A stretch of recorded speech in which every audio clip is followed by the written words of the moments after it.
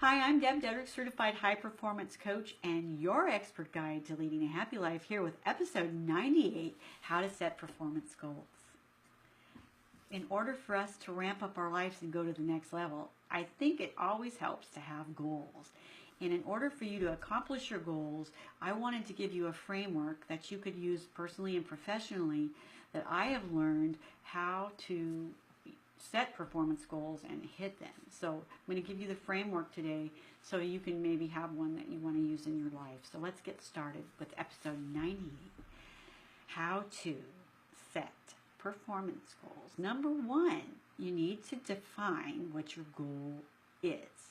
And it needs to be an individual goal. So if you're leading a team, each person on your team needs to have their own unique set of goals. And of course, you can have a bigger picture goal, that you're trying to hit, but we're talking about performance goals that you can have for your team or at home, maybe with between your children. Maybe you want your children to have some, it doesn't really have to be performance goals, but maybe some goals they want to ramp up their life. It's the good framework to utilize in all areas of your life. You might have to shift the verbiage a little bit. So number one, define individualized goals. Number two, set the goals together. If you're working with a team and you're a manager, sit down with the person you're working with and set the goals together. If you're working with your children, for instance, and you're wanting them to get better at a certain skill set around the house or a certain chore, set the goal together and have a buy-in together on that. Number three, write down the performance goals that you're working for and how you're going to monitor and measure them. There needs to be measurables so you can track your progress, and that goes for at work too. Number four, define what each goal means. How does it link to the internally to you? What's the why behind your goal? What's the goal? What's the outcome of the goal for you in to improve your performance, right? Number five, how are you going to communicate with each other? How are you going to keep in contact with each other to monitor and measure your progress over the course of time as you're not only setting your performance goals, but as you're working towards accomplishing them?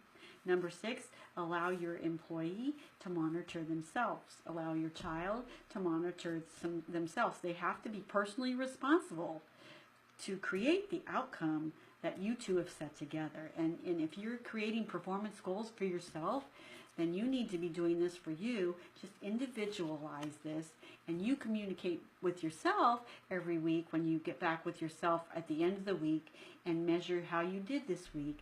Did I do good on a scale of 1 to 10? How do I rate myself on accomplishing my goals and dreams this week, and keep track of it.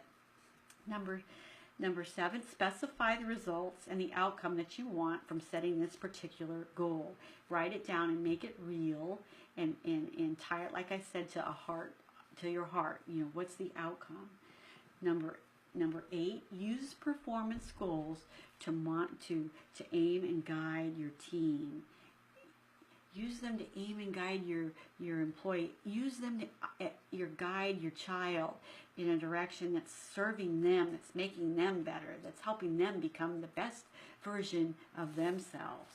Number nine, when you're developing your performance goals, make sure whatever functions that you need to be doing to accomplish the goal, make sure you're identifying what the need is, what it is exactly that they need to be doing, and make it really clear, and don't overdo it and don't go overboard on what they need to be doing. Keep it real and keep it doable. And number 10, allow your goals to be modified and changed over time.